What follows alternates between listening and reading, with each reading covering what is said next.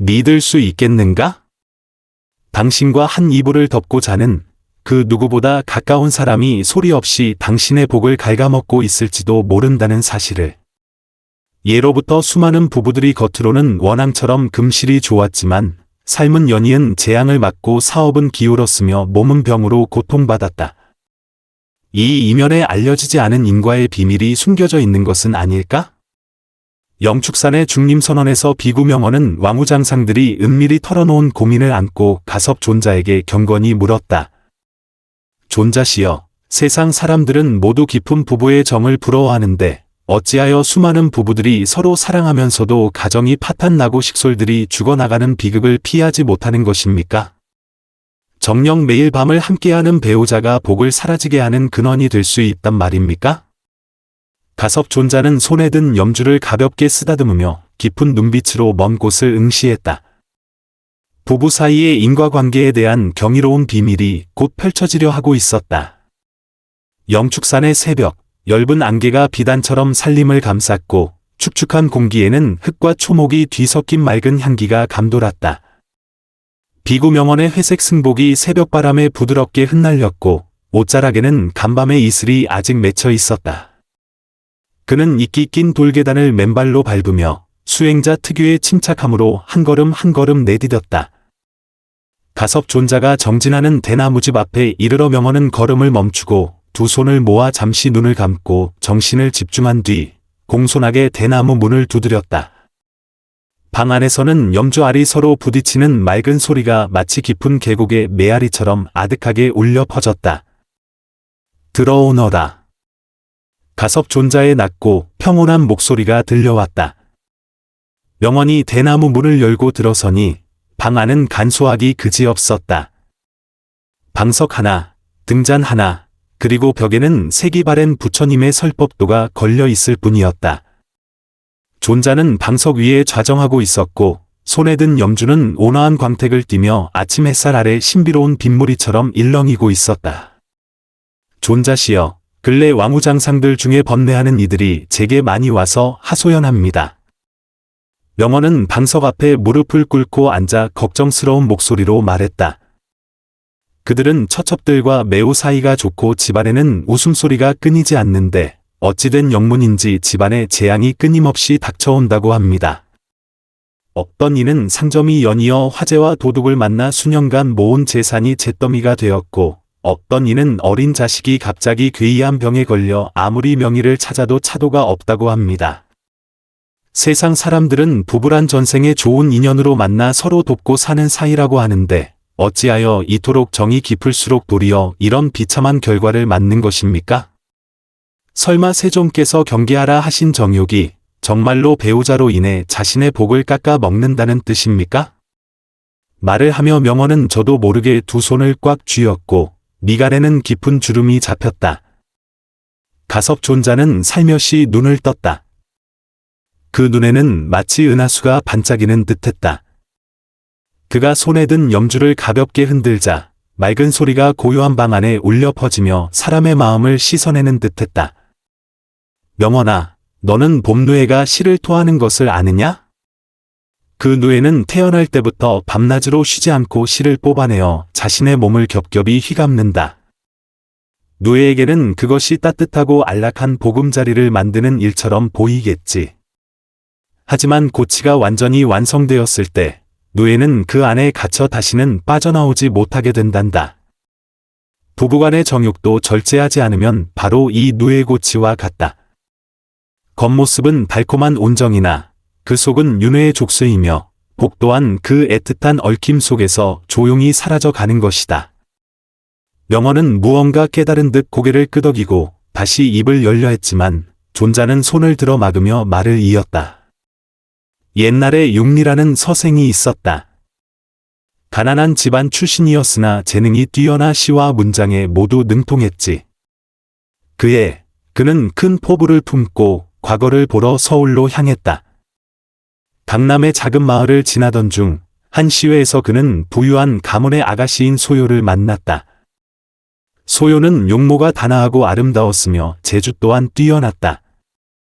그녀가 연주하는 봉황구의 검은고 소리는 육리를 깊이 매료시켰고 유리의 즉흥시 한 수는 소유의 마음을 단번에 사로잡았다. 두 사람은 대화가 잘 통하여 마음이 맞았고 그날 밤 달빛 아래서 평생을 약속했다. 소유는 육리가 과거에 급제하도록 돕기 위해 많은 금은보화를 노자로 주었을 뿐만 아니라 집안의 인맥을 동원해 그 지역에 이름난 학자들을 소개해 주었다. 육리는 감격하여 눈물을 흘리며 소유의 손을 잡고 맹세했다. 내가 공을 세우고 명성을 얻는 날 반드시 8사람이 매는 가마로 당신을 맞이하여 백년해로 하겠소. 하지만 그 후로 육리는 소유와의 부드러운 사랑에 빠져 헤어나오지 못했다. 매일 소유와 함께 산수를 유람하고 시를 읊으며 과거 시험은 까맣게 잊어버렸다. 한번 보면 잊지 않던 총명함도 과도한 정욕으로 인해 정신이 흐릿해지고 기억력이 크게 감퇴했다. 시험 당일 그는 시험장에 앉아 시험지를 마주했지만 머릿속은 백지장처럼 하얘졌다. 한때 줄줄 외웠던 경서와 역사책의 글자들이 단 한자도 떠오르지 않았다. 결국 육리는 과거에 낙방하고 말았다. 소유의 가족들은 이 사실을 알고 크게 노하여 육리가 재능도 덕도 없다며 두 사람을 강제로 떼어놓았다. 육리는 그 후로 재기하지 못하고 매일 술로 시름을 달래다 몸도 날마다 쇠약해졌다. 그는 잠시의 쾌락으로 자신을 마비시키려 유흥가를 전전하기 시작했다. 몇 년 후 육리는 가난과 병 속에서 세상을 떠났다. 임종 직전 그의 손에는 소유가 주었던 사랑의 증표인 옥패가 굳게 쥐어져 있었고 눈에는 후회와 원통함이 가득했다. 능엄경에서 이르길 음란한 마음을 없애지 않으면 세속의 티끌에서 벗어날 수 없다고 했다. 육리는 정욕의 마음이 가려져 좋은 앞길을 놓쳤을 뿐만 아니라 자신의 복까지 소모하여 이처럼 비참한 최후를 맞이한 것이다.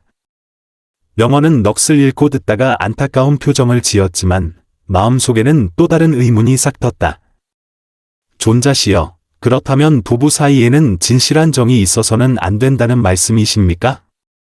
만약 마음속 감정을 억지로 억누르면 내면의 고통과 집착이 더욱 심해져 오히려 역효과가 나지 않겠습니까?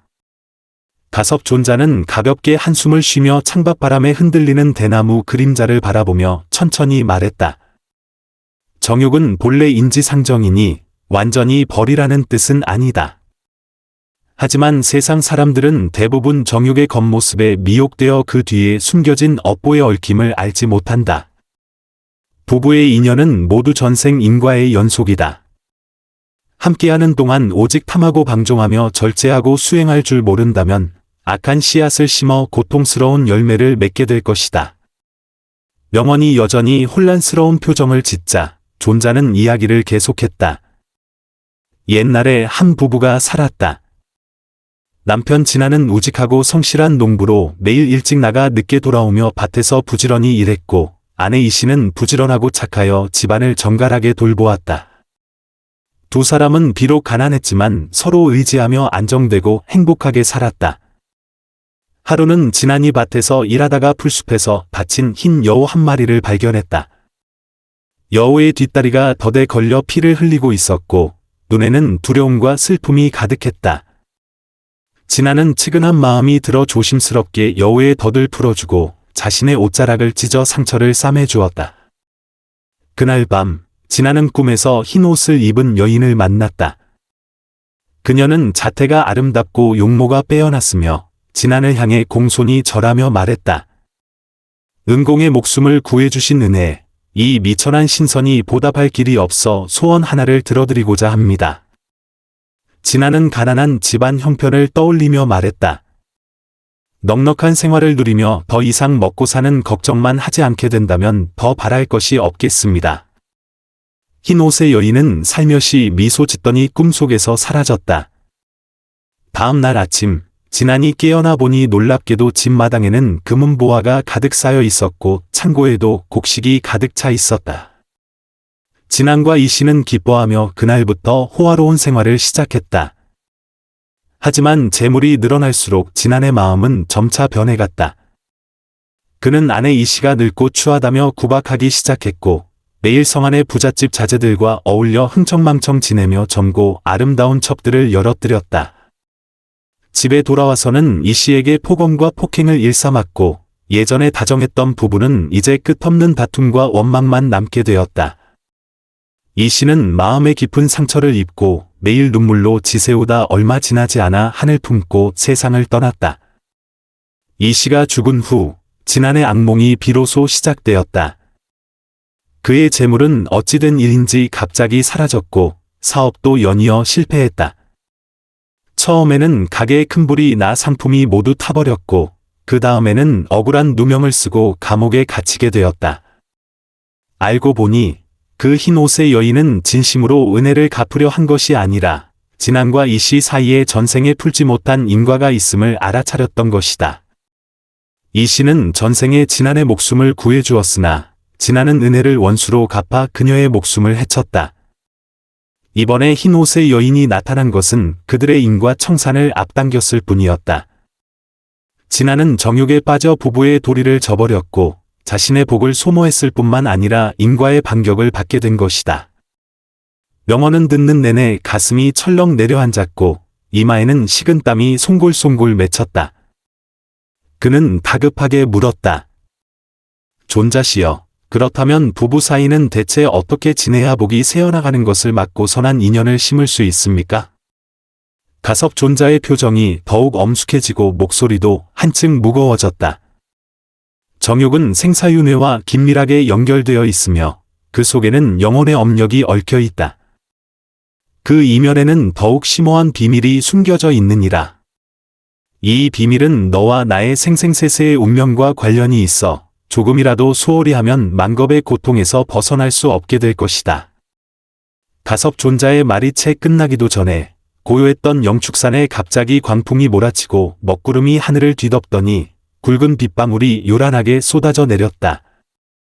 눈부신 번개가 하늘을 갈랐고 뒤이어 귀청이 터질 듯한 천둥 소리가 울려 퍼졌다. 마치 천지가 곧 밝혀질 비밀에 대해 포효하는 듯했다. 가섭 존자는 엄숙한 표정으로 낮고 느리게 말했다. 부부 사이의 인과관계는 내가 생각하는 것보다 훨씬 더 무서운 것이다. 내 곁에서 속삭이는 그 부드러운 말들이 실은 내 복을 앗아가는 쇠사슬일 수 있고 매번의 방종한 정욕은 너 자신을 위해 재앙의 씨앗을 심고 있는 것이다. 그리고 이 모든 것 뒤에 숨겨진 영혼의 얽힘에 대한 오래된 비밀이야말로 부처님께서 우리에게 욕망을 경계하라고 하신 근본적인 이유이니라. 여기까지 말하고 존자는 갑자기 입을 다문 채 조용히 명언을 바라보았다. 명언의 얼굴은 창백했고 몸은 멈출 수 없이 미세하게 떨렸으며 눈에는 두려움과 절박함이 가득했다.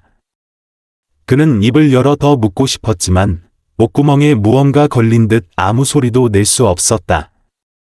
도량은 죽음 같은 정적에 휩싸였고 오직 거친 비바람 소리만이 알려지지 않은 섬뜩한 진실을 이야기하는 듯했다.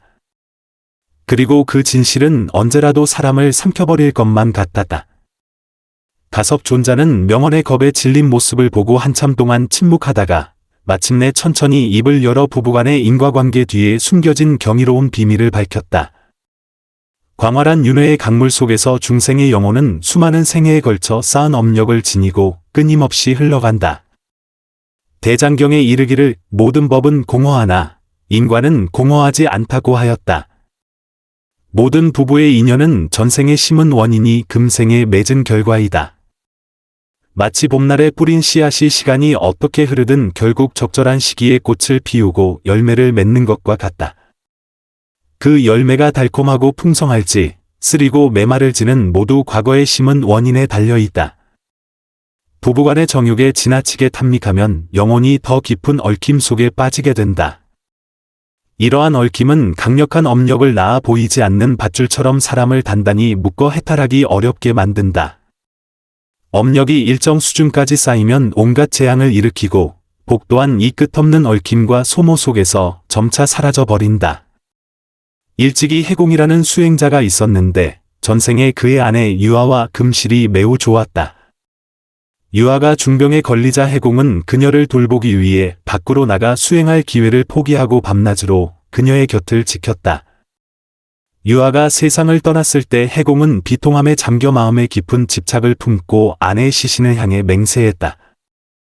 몇 번의 윤회를 거치더라도 나는 반드시 당신을 찾아내어 다시 인연을 잇겠소. 이 강렬한 집착은 쇠사슬처럼 그들의 영혼을 단단히 묶어버렸다. 그 후로 생을 거듭할 때마다 그들은 부부의 모습으로 만났지만 매 생마다 비극적인 결말을 피하지 못했다. 한 생에서 해공은 장군으로 환생했고 유아는 적국의 공주가 되었다. 두 사람은 사랑했지만 서로 다른 입장 때문에 결국 전쟁터에서 마주쳤고 유아는 해공의 칼에 죽음을 맞았다. 또 다른 생에서 해공은 큰 부자 상인이었고 유아는 그의 집 하녀였다. 두 사람은 사랑했지만 신분의 차이로 가족에 의해 헤어졌고 유아는 한을 품고 죽었다. 그들의 전생 인연에는 너무 많은 집착과 욕망이 섞여 악한 원인을 심었기 때문에 금생에 계속해서 나쁜 결과를 감당해야 했고 복 또한 이 반복되는 윤회 속에서 소진되어 버렸다. 보통 사람들은 정욕 속에서 눈앞의 아름다움만을 보고 욕망에 눈이 가려져 마치 불나방이 불에 뛰어들듯 짧은 활락을 좇는다. 그러나 성자는 지혜로서 그 이면을 비추어 정욕 뒤의 업력을 통찰하고 그것에 미혹되지 않는다. 그들은 이 정욕의 실타래를 끊고 그 굴레를 넘어서야만 윤회의 족쇄에서 벗어나 자신의 복을 키우고 해탈의 길로 나아갈 수 있음을 안다. 마치 인과도감에 기록된 곳은 감진처럼 그는 전생에 한 여인과 인연이 있었으나 수행 중에 깨달음을 얻어 자비로운 마음으로 그 감정을 내려놓고 불법에 정진하여 마침내 한 시대의 고승이 되어 무한한 복을 쌓았다. 부부 사이의 복이 흘러나가는 것을 막으려면 먼저 서로의 인연이 전생의 인과임을 이해해야 한다. 함께하는 동안 선한 마음과 선한 행동으로 상대를 대하고 서로를 지지하며 함께 성장해야지 욕망을 방종하여 서로를 소모해서는 안 된다. 평화롭고 이성적인 마음으로 감정을 바라보고 집착하거나 탐닉하지 않는 법을 배워야 한다. 한쪽이 어려움에 처했을 때 다른 한쪽은 격려와 지지를 보내야 하고 갈등이 생겼을 때는 너그러운 마음으로 해결해야지 감정이 폭발하도록 내버려 두어 악한 원인을 심어서는 안 된다. 이래야만 선한 원인을 심어 선한 결과를 거둘 수 있다. 선에는 선한 보답이 있고 악에는 악한 보답이 있으니 오지 않는 것이 아니라 때가 이르지 않았을 뿐이다. 인과도감에 나오는 이 말은 세상의 인과 순환의 진리를 모두 담고 있다. 부부 사이의 인과관계가 바로 이 선악응보의 구현이다. 오직 불법의 지혜를 따라 부부 생활에서 균형을 잘 잡아야만 자신의 복을 지키고 삶을 재앙에서 멀리하며 행복하고 평안한 길로 나아갈 수 있다. 가섭존자는 마지막으로 결론을 내렸다. 음란한 마음을 없애지 않으면 세속의 티끌에서 벗어날 수 없다. 능엄경의 이 구절은 정욕과 수행, 그리고 복 사이의 관계를 명확히 보여준다. 오직 지혜를 칼로 삼아 정욕의 얽힘을 끊고 자비를 마음에 품어 곁에 사람을 선하게 대해야만 이 속세 안에서 자신의 복을 잘 지키고 수행의 밝은 길로 나아갈 수 있을 것이다. 명언은 이 말을 듣고 마음속의 혼란과 두려움이 말끔히 사라지고 그 자리에 불법의 지혜에 대한 깊은 경외심과 깨달음이 자리 잡았다.